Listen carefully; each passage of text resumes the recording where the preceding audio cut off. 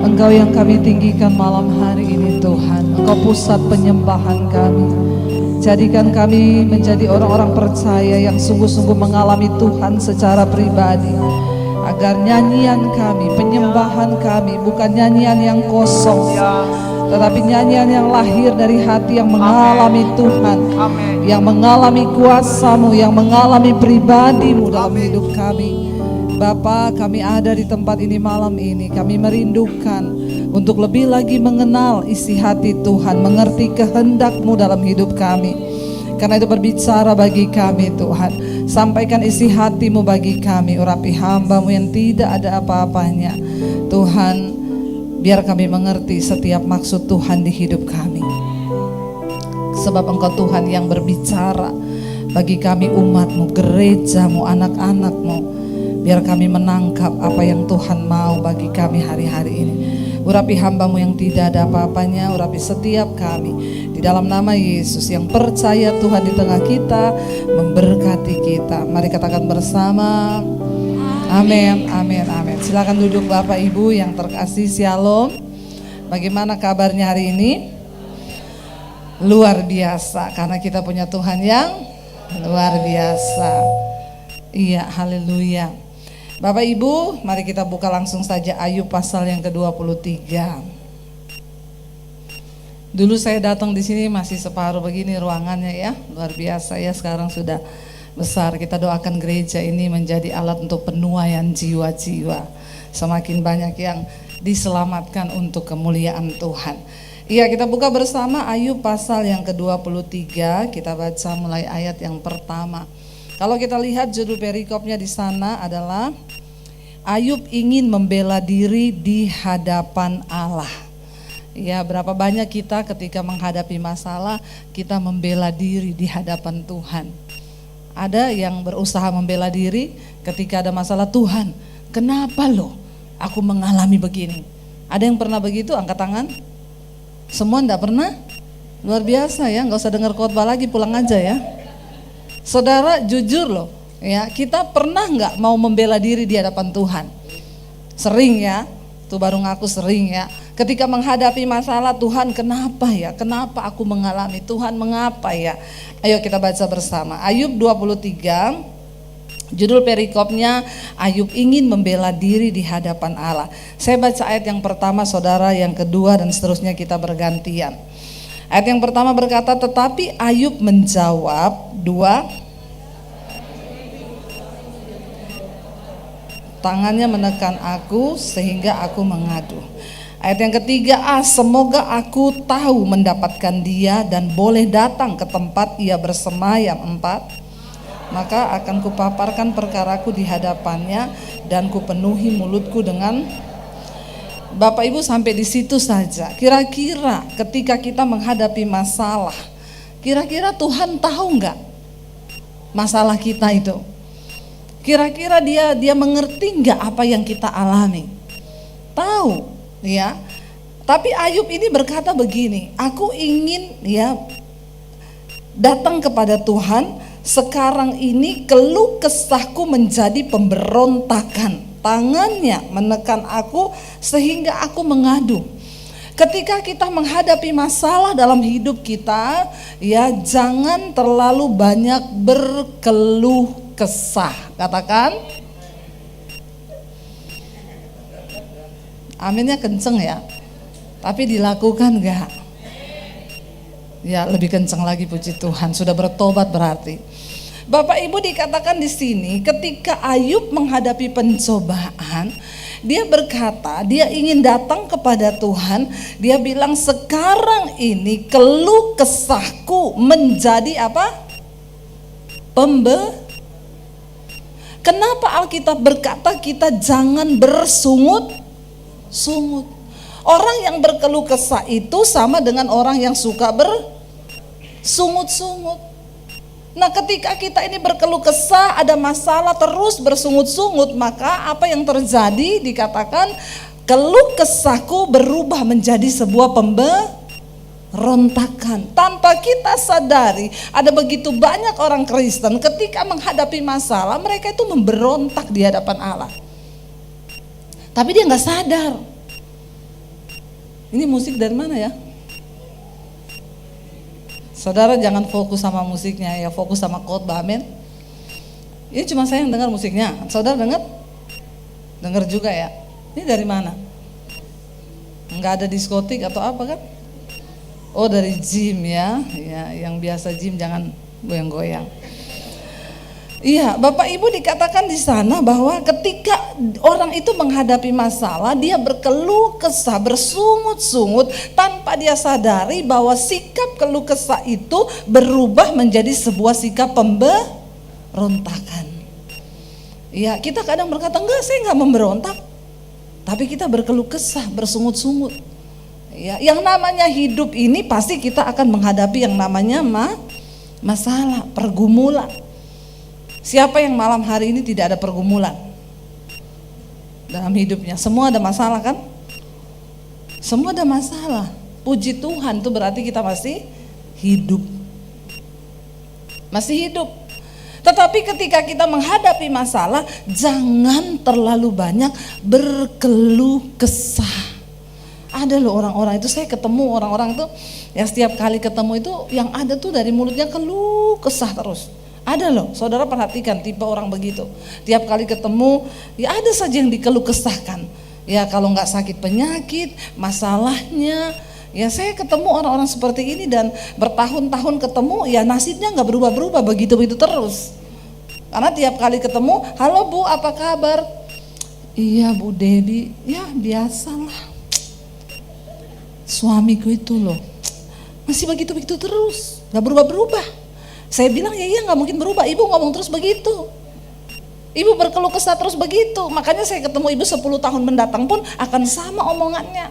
Kenapa? Ya engkau berkeluh kesah terus tanpa engkau sadari, itu menjadi sebuah pemberontakan di hadapan Tuhan.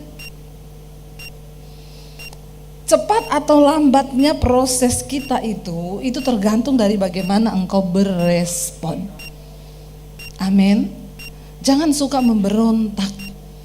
Sekalipun kita merasa kita benar, percayalah kebenaran Tuhan, kedaulatan Tuhan itu yang lebih benar di atas kebenaran kita sendiri, katakan amin. Mau sama siapapun kita diproses, jalani aja proses itu.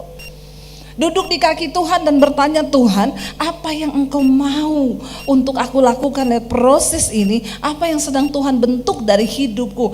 Berhenti berkeluh kesah. Tiap kali ketemu orang yang diceritain mertuanya, kamu tahu ndak itu mertuaku, ya, itu ya lebih jahat daripada mak lampir. Berkeluh kesah terus ya. Ada ibu-ibu kalau ketemu orang, kamu tahu nggak itu menantuku, saudara. Ya, mari kita belajar menjadi orang yang jalani proses. Kalau perlu orang datang nanya, gimana mertuamu? Biasa aja. Ya jalani semua dengan ucapan syukur. Amin. Hari-hari ini kita harus lebih banyak mengeluarkan energi positif. Biar awet muda kayak saya. Masalah buat lo. Kayaknya kok saya bilang gitu semua langsung ketawa ya. Kayaknya mengejek gitu ya. Tapi nggak apa-apa. Iya Bapak Ibu, kenapa? Dunia ini penuh dengan energi negatif. Kita ketemu orang. Anak saya itu tiba-tiba ngomong ke saya berapa waktu yang lalu, Mam, jangan marah loh. Saya tanya, kenapa? Mami ngomong dulu jangan marah. Mami gak akan marah. Loh kamu ngomong dulu kenapa? Ya tapi Mami janji gak akan marah. Loh kalau saudara digituin coba. Terus saya bilang, ya kamu ngomong dulu tergantung masalahnya apa. Kalau bikin Mami marah ya Mami marah. Mami gak mau janji gak marah. Ya tapi Mami janji dulu gak marah. Saya bilang ya enggak bisa, Mami enggak mau janji, kamu ngomong dulu apa? Dia bilang aku mendaftar jadi barista di Starbucks. Boleh toh? Terus saya bilang sama dia, jadi barista gitu kamu cuci piring, nyapu, ngepel loh. Emang kamu siap gitu? Siap dong. Ya kalau kamu sudah siap ya silakan. Jadi boleh Mam, boleh. Ternyata masuk di Starbucks itu juga nggak gampang ya. Saya pikir gampang aja orang mau melamar jadi tukang cuci piring. Jangan ketawa loh saudara ya. Ternyata harus mahasiswa, interviewnya pakai bahasa Inggris. Ya, nggak gampang ternyata. Singkat cerita, lihat kemurahan Tuhan lah anak saya bisa masuk. Ya, bisa masuk. Lalu kapan itu saya pergi ke sana, saya bilang, "Dek, Mami mau ke sana, Mami mau lihat kamu kerja." Akhirnya dia bilang, "Ih, Mami ini enggak apa-apa, Mami tak lihat." Pas saya pergi dia dapat tugas bersihin meja, ngangkat sampah, nyapu, ngambil sampah di lantai. Ya, dalam hati itu ya saya sedih, tapi ya suami saya bilang nggak apa-apa, biarin dia belajar, ya biar dia belajar kerasnya hidup. Dia cerita, "Mam, aku nih dapat closingan terus sampai jam 12 malam. Kebetulan di mall itu yang dia kerja itu ada live music sampai jam 12. Jadi anak saya jam 1 malam tuh kadang saya nggak bisa tidur. Saya bilang sama suami, coba WA si Karen, dia lagi ngapain, udah tidur apa belum. Jam 1:30 saya WA dia masih foto piring kotor, dia masih cuci piring. Ketawa loh, bukannya sedih. Sedih dong, sedih. Kadang saya tidak tega saudara, ya. Tapi saya bilang sama suami, enggak apa-apa, ya biar dia belajar kerasnya kehidupan. Orang dulu saya waktu diusir dari rumah jadi Kristen, saya cuci baju, saya nyapu, saya ngepel di tempat kos ya untuk bisa dapat makan. Biar dia merasakan. Lalu saudara singkat cerita, ya beberapa makin kesini saya tanya sama dia, "Dek, kamu betah?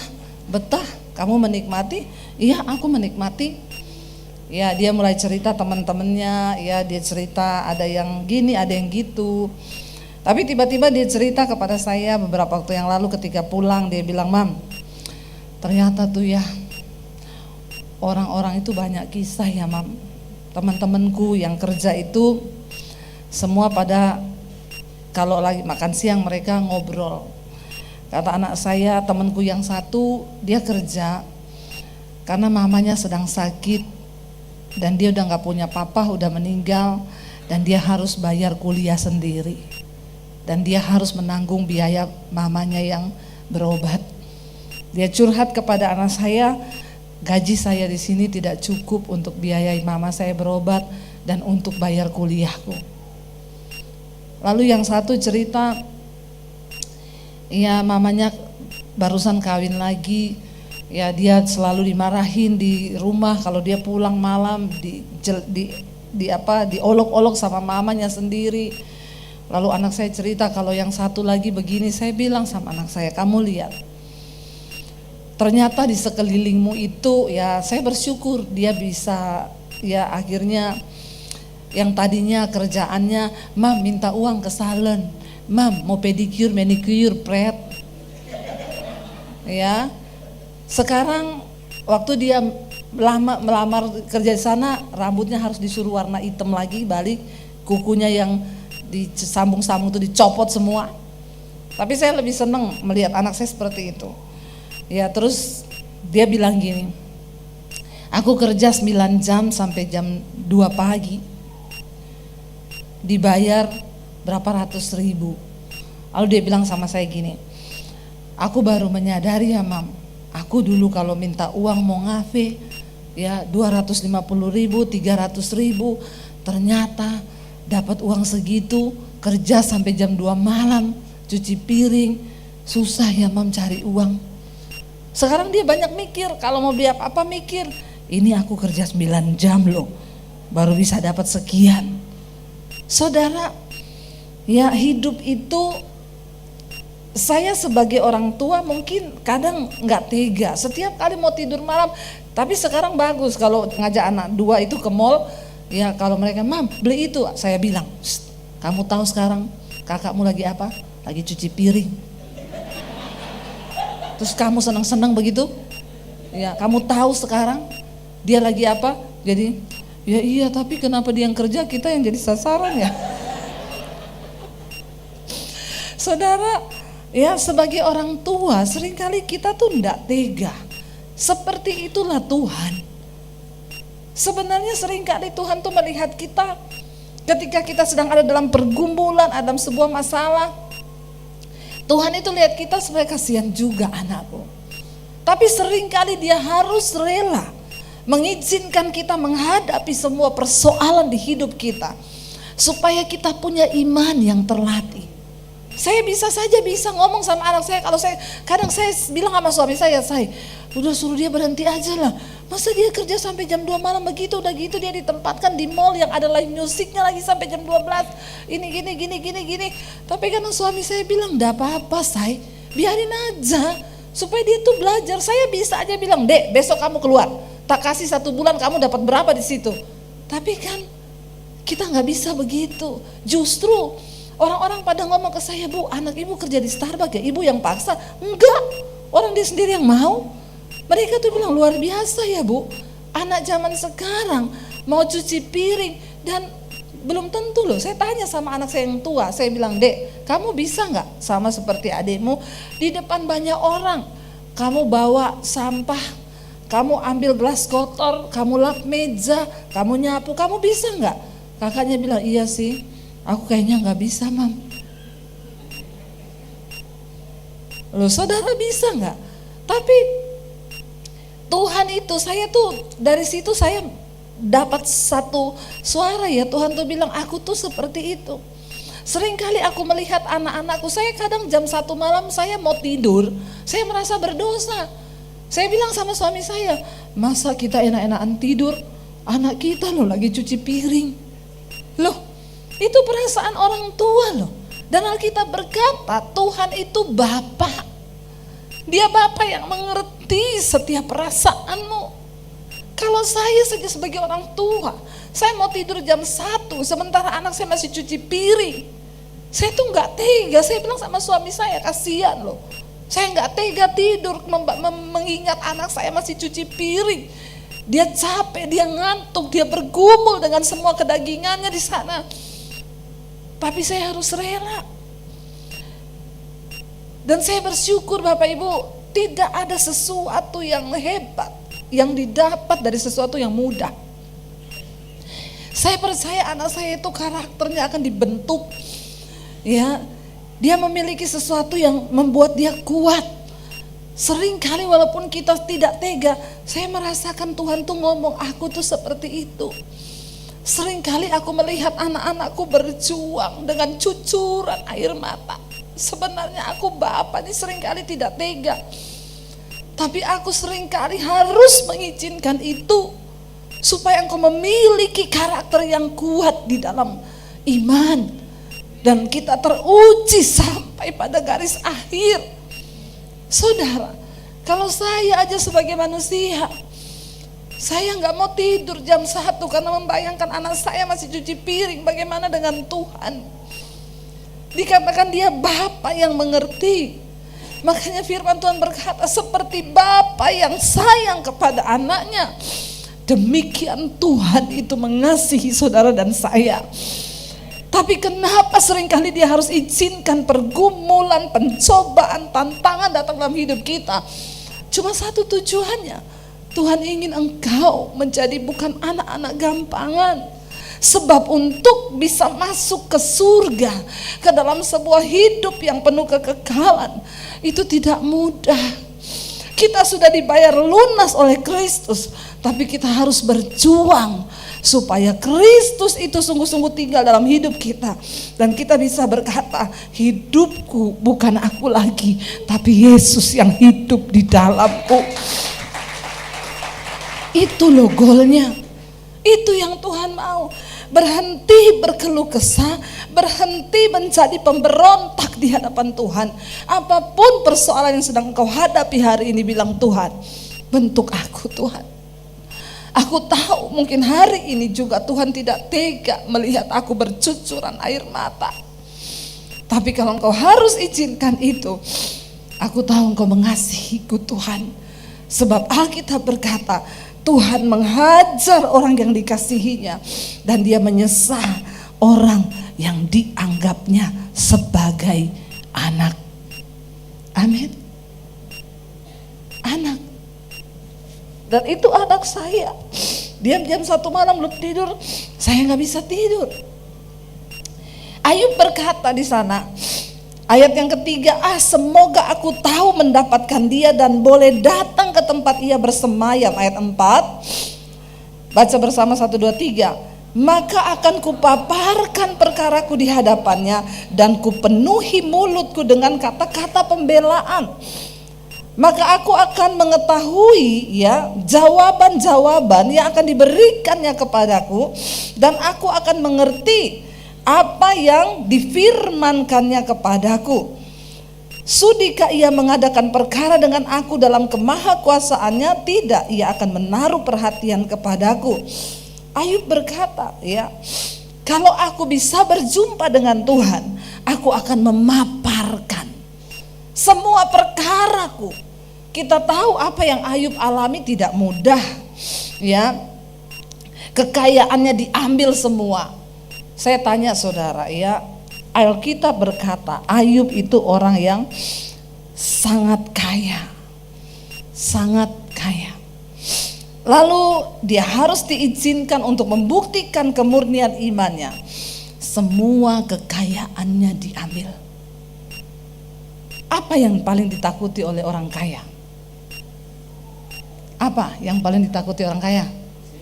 Menjadi miskin. Amin. Menjadi miskin. Orang kaya paling takut jadi miskin. Makanya jadi orang enggak usah kaya-kaya banget. Amin. Lebih enak hidup ini. Sebenarnya kaya itu bukan dosa. Yang jadi masalah kalau orang kaya nanti lifestyle-nya berubah. Dia menikmati semua yang baik. Lalu ketika dia harus mengalami yang buruk, itu biasanya dia gak bisa terima. Tuhan sangat mengasihi Ayub. Tuhan sangat mengasihi Ayub. Di dalam segala kekayaannya Tuhan mungkin tahu, kan Tuhan yang paling tahu. Tuhan mungkin melihat Ayub ini hatinya sudah mulai terikat kepada kekayaannya, itu Tuhan yang tahu. Makanya akhirnya diizinkan semua kekayaannya diambil. Coba Bapak Ibu, kalau kita renungkan sekarang, saya nggak usah tanya berapa kekayaan saudara, nggak usah saya tanya.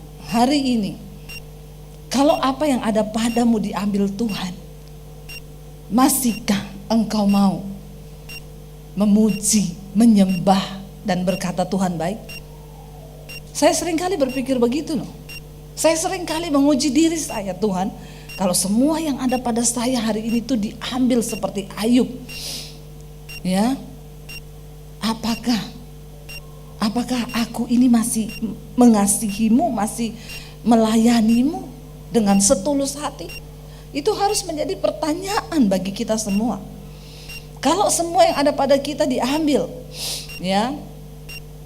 kita tuh sering kali dengar khotbah orang kaya yang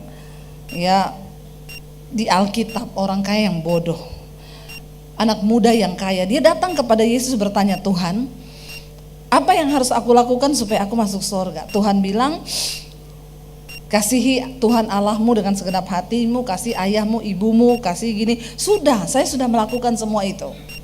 Apalagi Tuhan? Lalu Yesus berkata, kalau engkau ingin memperoleh kerajaan Allah, pulang, jual seluruh hartamu, lalu berikan itu kepada orang miskin dan ikut aku. Tapi dengan sangat menyesal orang itu pulang. Alkitab berkata karena apa? Karena hartanya banyak. Kita nggak usah bicara orang yang hartanya banyak. Saudara hari ini yang cuma punya motor 1. Lalu saudara dengar suara Tuhan, pulang, jual motormu.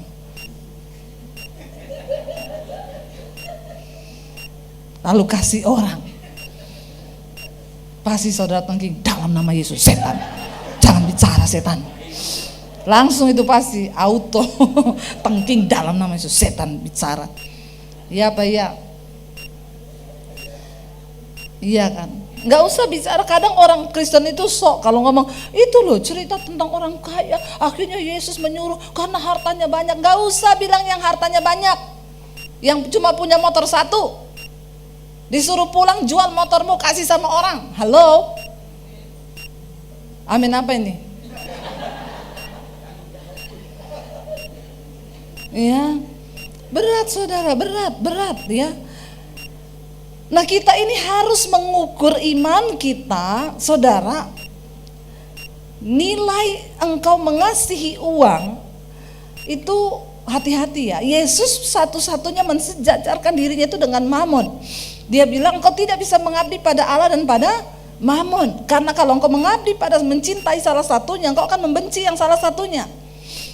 Untuk bisa menjaga kasihmu kepada Tuhan, makanya engkau tuh harus banyak-banyak menabur.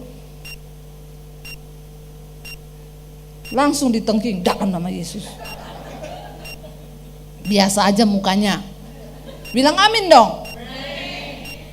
Aminnya pakai emosi. Begitu dengar menabur nggak ada yang langsung amin. Dengar baik Bapak Ibu, ngeri loh, ngeri.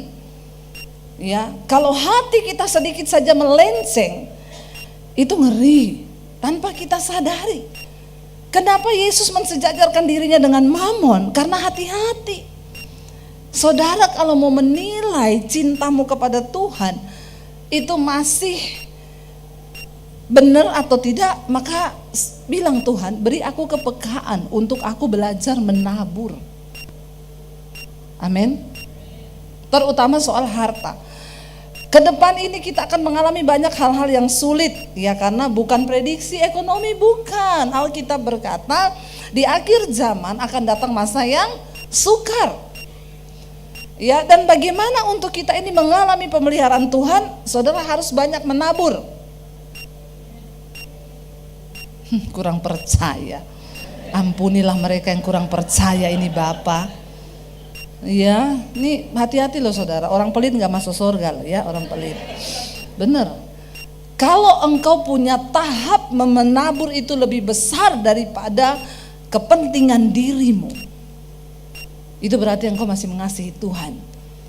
Ya, contoh ya, saudara berani beli tas 500 juta, maka takaran taburanmu harus 1 M. Tengking lagi dalam nama Yesus. Maaf loh ya. Banyak orang tuh gaya di luar pakai brand, pakai yang mahal-mahal. Sorry, Tuhan tidak menilai hidupmu, nilaimu dari apa yang kau pakai, tapi dari jumlah taburan ketika Tuhan itu menggerakkan engkau. Saya ini mau bersaksi. Kenapa ini beloknya ke menabur ya? Saya tuh tidak bermaksud mengkhotbah soal menabur loh malam ini. Tapi Tuhan tahu mungkin banyak yang pelit di sini. Makanya harus dikhotbahi. Loh bener loh saudara, saya tuh nggak pernah ini, saya ikuti aja apa yang Tuhan mau. Alurnya mau kemana dia bawa ya sudah, berarti itu maunya Roh Kudus. Amin. Ya, bertobat ya, bilang kanan kirimu, bertobat pelit. Ya. Saudara percaya yang punya dunia ini Tuhan? Saudara percaya yang punya uang ini Tuhan? Kalau dia yang pegang kendali kan, bagi dia memberkati kita itu mudah nggak? Mudah, tapi dia mencari orang yang bisa dijadikan bendahara. Saya berdoa saudara bukan hanya menjadi orang yang diberkati Tuhan, tapi saudara menjadi bendahara-bendaharanya Tuhan. Saudara, saya ya beberapa waktu yang lalu kita pelayanan di Semarang, lalu saya ketemu seorang hamba Tuhan. Ya, ini saya bersaksi karena saya percaya semua yang terjadi dalam hidupku itu adalah sebuah rencana Tuhan untuk menjadi sebuah kesaksian. Dan itu nggak dibuat-buat. Lalu ada seorang pendeta itu kita sering ketemu dia. Ya, kadang kalau saya datang ya dia yang jemput kita ya, dan kadang ya kalau saya bawa mobil saya yang jemput dia. Kami tahu pendeta ini ya, dia nggak punya mobil saudara, ada mobil satu dipakai sama anaknya. Lalu beberapa kali kami ke sana ya, saya tuh digerakkan Tuhan untuk beliin dia mobil. Tapi seperti saudara juga saya langsung tengking dalam nama Yesus. Setan ini, setan. Ini bukan Tuhan. Please jangan bicara lagi. Pendeta juga manusia. Punya rasa, punya hati, jangan samakan dengan pisau belah hati. Nggak enak saudara, aduh bisa dengar suara Tuhan tuh nggak enak. Makanya hati-hati, kalau saudara minta bisa dengar suara Tuhan, maka engkau harus siap mentalmu. Kalau nggak gila, bener. Saya tengking langsung dalam nama Yesus. Saya diam saudara. Satu saat berapa bulan kemudian ya kita pelayanan, saya dengan suami ya pelayanan di satu kota. Kita ini satu grup sama pendeta itu di WA. Tiba-tiba dia ngupload foto lagi kayak di pinggir jalan gitu, di rumah makan, lalu sama istrinya duduk di situ. Saya tanya, kenapa di situ Pak Pendeta? Mobilnya mogok. Saya tengking, dalam nama Yesus. Saudara, berat. Dan Tuhan tuh kayak mengejar gitu. Dan Tuhan itu spesifik sudah bilang gini, kalau kamu harus beliin dia mobilnya itu sama dengan yang punyanya wakil gembalanya. Wakil gembalanya itu istrinya dokter, jadi dia bisa beli mobilnya itu harganya 400 jutaan. Menurut saudara banyak nah itu 400 juta? Kalau buat beli tas LV dapat berapa? Lumayan ya.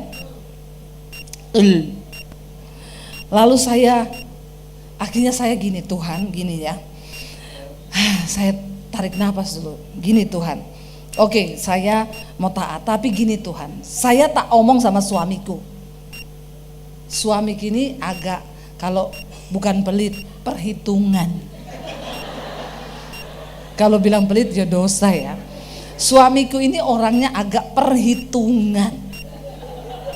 Apalagi kalau nabur gede-gede gitu dia langsung ngomong, ndak. Jadi begini Tuhan, kan firman-Mu berkata istri itu tunduk kepada suami.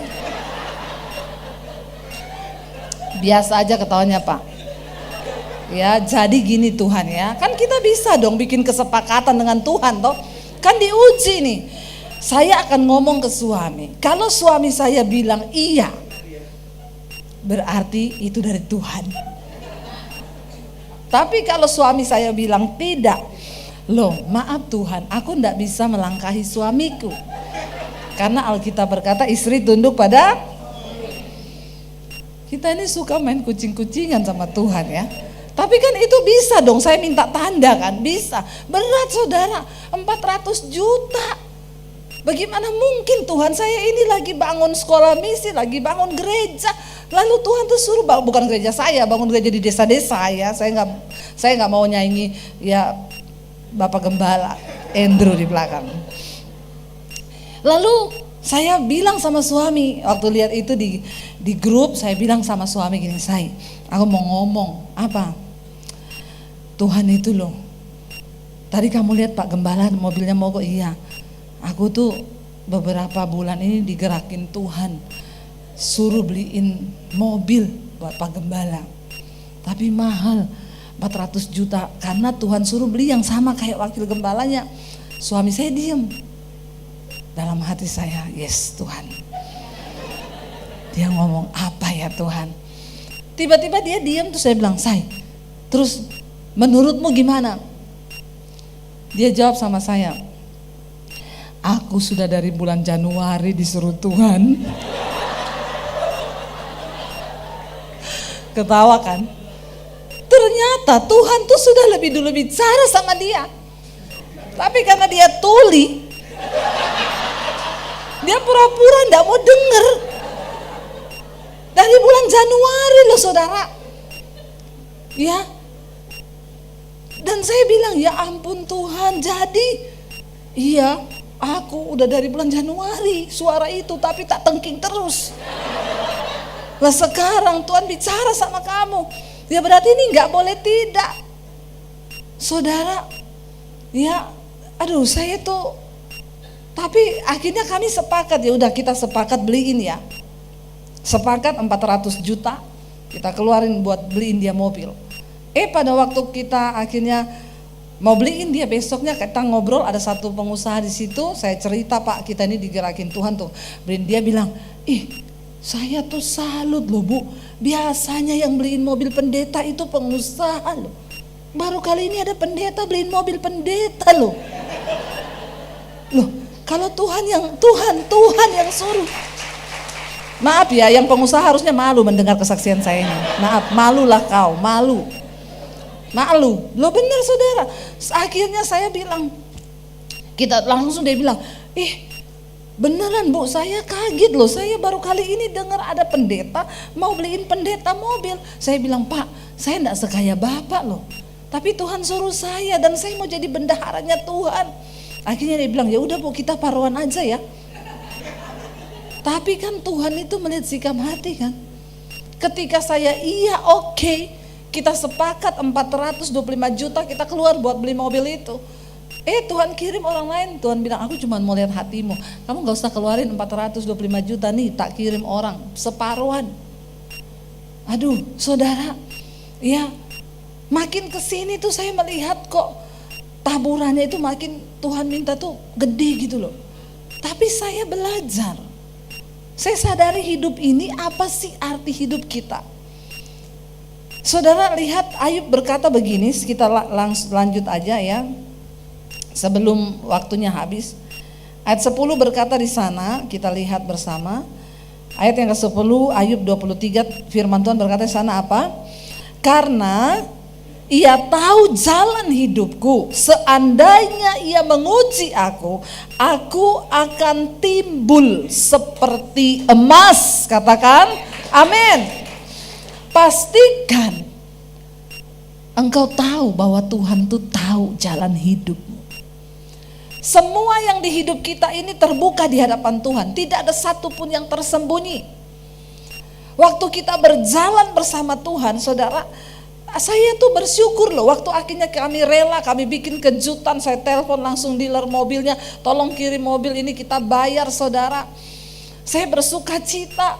Ya wow, bisa menjadi mujizat bagi orang lain. Karena saya pernah rasa dikasih mobil sama orang. Saya pernah rasa, tapi apa yang saya lakukan tuh belum ada apa-apanya. Dulu teman saya di Solo, pendeta, yang ngasih dia mobil jemaatnya, dan yang lebih luar biasa, jemaatnya itu enggak punya mobil, naik motor, dia kreditin mobil untuk pendetanya buat pelayanan. Itu lebih hebat lagi. Saya nggak ada apa-apanya, saya masih bisa beli karena ada berkat. Tapi ini saudara, dia nggak punya mobil. Saya sih belum bisa seperti itu. Memang semua sesuai dengan kapasitas iman masing-masing. Ketika saya diuji, saya bilang, Tuhan engkau tahu jalan hidupku, dan ketika engkau menguji aku keluar seperti emas. Artinya apa saudara? Tuhan itu gak pernah membiarkan engkau dicobai melampaui batas kekuatanmu. Tapi untuk menjadi sesuatu saya itu bergumul tuh di dalam hati waktu saya bergumul sendiri menahan suara itu. Tuhan tuh ngomong gini, kamu itu kan bendaharaku ya. Kalau kamu punya bendahara, orang yang jadi bendahara, terus kamu perintahin dia, kamu tolong beliin mobil buat perusahaan saya ya sekian. Terus bendaharamu bilang gini, enggak mau, sayang amat nih, masa uang segitu buat beli mobil. Kira-kira saudara pecat gak dia? Ini kok saya suruh dia enggak mau ya, uang saya. Kenapa saya suruh kamu tahan itu? Saudara, saya itu dapat bayangan tuh seperti itu. Tuhan bilang, ya kalau kamu tuh mau jadi benda taat, saya lakukan itu. Saudara tahu apakah saya berkekurangan? Enggak. Tuhan semakin melipat gandakan berkat, dan saya mau terus menjadi bendaharanya Tuhan. Saya sampai hari ini bersaksi depan saudara, saya beli tas 50 juta enggak berani, 30 juta enggak berani. Enggak berani. Kalaupun saya pakai yang mahal tuh karena dikasih orang. Tapi buat saya beli begitu, saya enggak berani. Karena saya pikir uang segitu berarti buat bangun satu pastori di desa itu sudah jadi. Tapi ukur cintamu kepada Tuhan itu sejauh mana. Dan satu-satunya membuktikan cinta kita kepada Tuhan itu adalah bagaimana engkau bersikap terhadap mamon. Mungkin Tuhan tahu Ayub ini dia kaya, dia diberkati, punya ternak banyak. Dalam waktu semalam habis semua kekayaannya. Dia mengalami kebakaran, ternaknya habis, hartanya habis. Dia tinggal sebatang kara, bahkan anak-anaknya mati. Tapi apa yang Ayub bilang? Dia bilang, terpujilah Tuhan, engkau yang memberi, engkau yang mengambil. Sampai di titik ini Ayub masih bisa menang, karena ternyata harta tidak masuk dalam hatinya. Tapi ketika akhirnya dia dicobai dengan tubuh sakit penyakit, di situ dia tidak tahan, saudara. Dia mulai membuat pembelaan di hadapan Tuhan. Dia mulai berkeluh kesah. Kalau saudara baca di pasal-pasal, ada Ayub pun menyalahkan Tuhan. Ya, bahkan di Ayub 35, coba kita lihat bersama Ayub 35 di sana, ya. Ayub itu bersungut-sungut.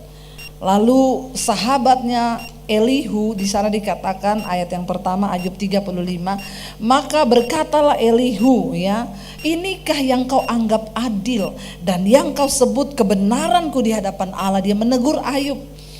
Kalau engkau bertanya apakah gunanya bagiku, apakah kelebihanku bila aku berdosa, akulah yang akan memberi jawab kepadamu dan kepada sahabat-sahabatmu yang bersama-sama dengan engkau. Arahkanlah pandanganmu ke langit dan lihatlah, perhatikanlah awan-awan yang lebih tinggi daripadamu.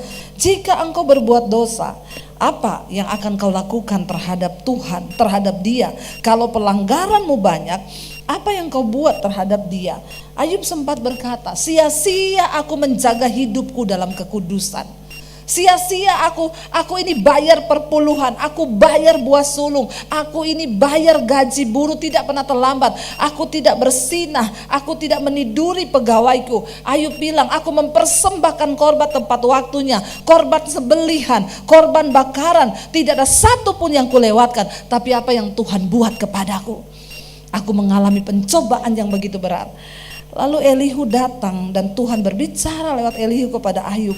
Dia bilang, kalau engkau berkata, ya apa gunanya, apa kelebihan? Kalau aku ini hidup dalam dosa, mending aku berbuat dosa aja. Toh aku juga mengalami sama dengan apa yang orang fasik alami. Untuk apa aku berbuat benar? Untuk apa aku hidup dalam kekudusan? Kalau aku mengalami pencobaan yang sama dengan orang dunia. Sering kali kita pun berkata begitu, Tuhan itu orang hidupnya berdosa loh, dia gak kenal Tuhan. Tapi kenapa pergumulanku lebih berat dari dia? Rasanya hidupnya dia tuh lebih enak daripada saya. Aku yang menjaga hidup kudus, aku yang melakukan ini dan itu. Tapi apa yang Tuhan buat? Itu pun yang Ayub lontarkan. Dan Elihu berkata, kalau engkau berbuat dosa, ya apa yang engkau lakukan terhadap Tuhan? Tuhan tetap Tuhan. Kalau pelanggaranmu banyak, apa yang dapat kau buat terhadap Dia? Jikalau engkau benar, apa yang kau berikan kepada Dia?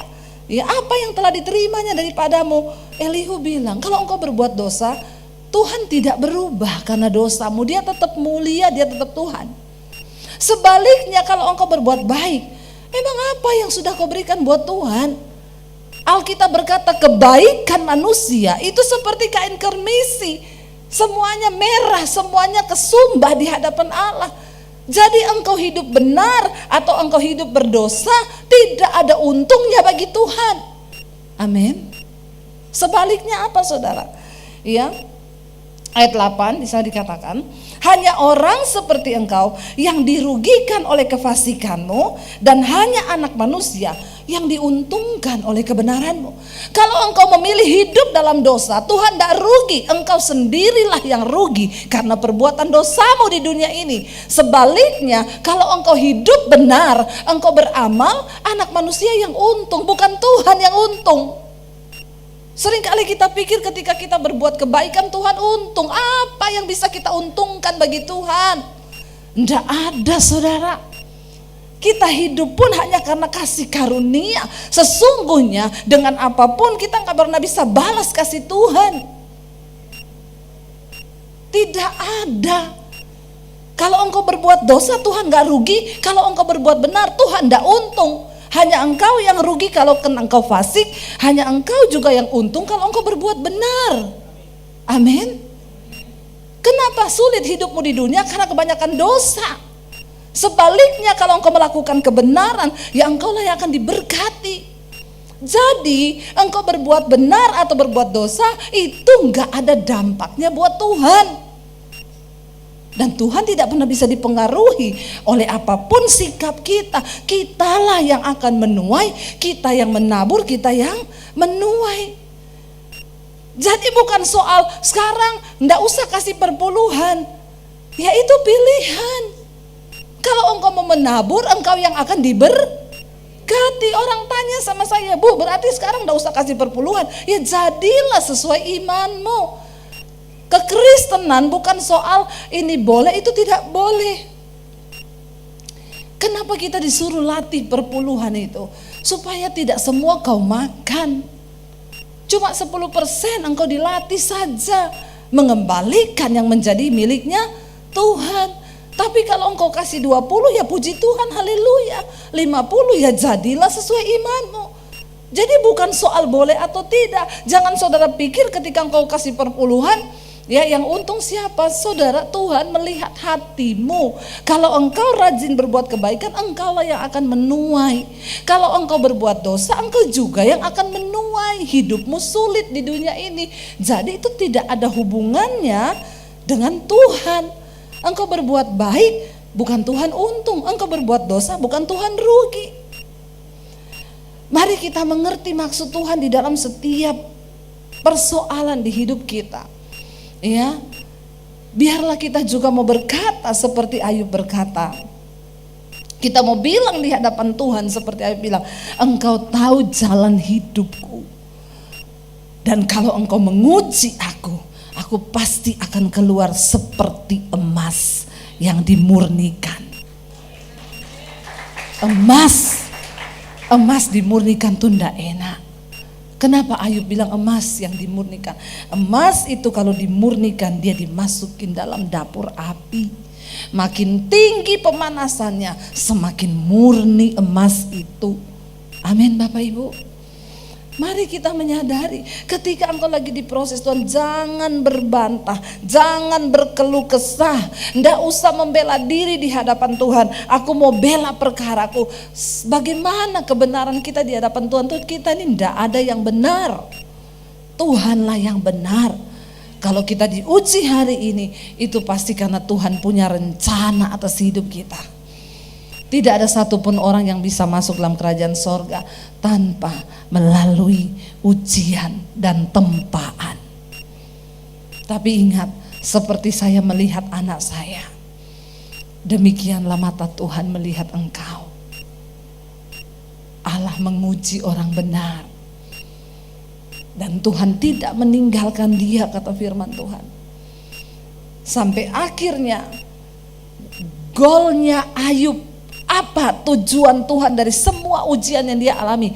Tuhan kembalikan berlipat kali ganda, hartanya dikembalikan berlipat kali ganda, anak-anaknya dikembalikan, dia melahirkan anak-anak yang lebih cakep daripada yang sebelumnya. Sampai Ayub berkata begini, dulu cuma dari kata orang aku mendengar tentang Tuhan, tapi sekarang mataku sendiri yang melihat Tuhan berperkara atas hidupku. Jadi sesungguhnya selama ini Ayub diberkati, Ayub sudah mengalami banyak berkat. Dia melakukan kewajiban keagamaannya, bukan didasari dari pengenalan pribadinya dengan Tuhan. Makanya Tuhan harus mengizinkan dia mengalami pemurnian supaya dia mengalami Tuhan secara pribadi. Bapak Ibu, milikilah pengalaman pribadi bersama dengan Tuhan. Jadikan setiap momen dari pergumulan hidupmu, tekananmu itu menjadi sebuah kesempatan untuk engkau lebih mengenal siapa Tuhanmu. Supaya bukan dari kata orang saja, tapi sekarang mataku sendiri yang melihat dia. Saya berdoa supaya setiap kita malam ini memiliki pengalaman pribadi bersama dengan Tuhan. Supaya satu saat ketika dia datang saudara, dia temui ada iman di dalam hidupmu. Waktu Yesus datang kembali kedua, dia bilang gini, ketika aku datang kembali ke dunia ini, apakah ada iman yang aku dapati? Semua akan diuji dan Alkitab bilang banyak yang akan murtad. Orang-orang yang murtad adalah mereka yang tidak pernah mengalami Tuhan secara pribadi. Karena itu saya berdoa, saya undang para imam musik maju ke depan. Biar kita semua memiliki pengalaman pribadi dengan Tuhan. Biar kita mau berkata, Tuhan uji kami Tuhan. Sekalipun berat, kami percaya bahwa Tuhan tidak pernah meninggalkan orang-orang yang sungguh-sungguh berseru kepada Tuhan. Kami mau sungguh-sungguh percaya bahwa setiap proses yang Tuhan izinkan terjadi di hidup kami, itu akan membawa kebaikan di dalam hidup kami. Tuhan, Engkau Tuhan yang turut bekerja dalam segala perkara untuk mendatangkan kebaikan di hidup kami.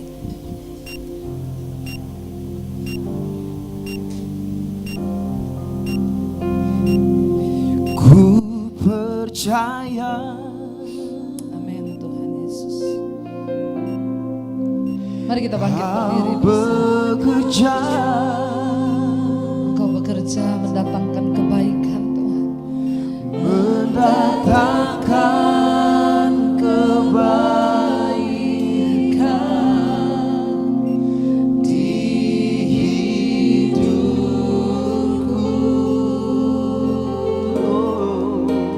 Ku percaya Kau bekerja. Kau bekerja.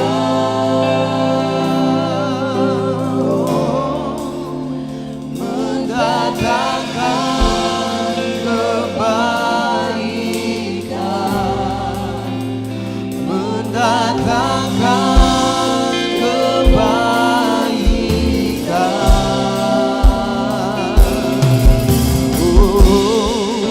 Kuasa-Mu lebih besar.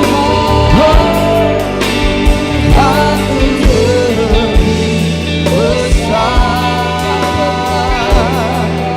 Tak pernah terlambat janji-Mu ya Tuhan. Tolong hidupku. Kuasa-Mu lebih besar. Aku lebih besar. Tak pernah terlambat janji-Mu ya Tuhan. Berikan hidup. Yang percaya sama-sama angkat tanganmu, katakan Tak pernah terlambat.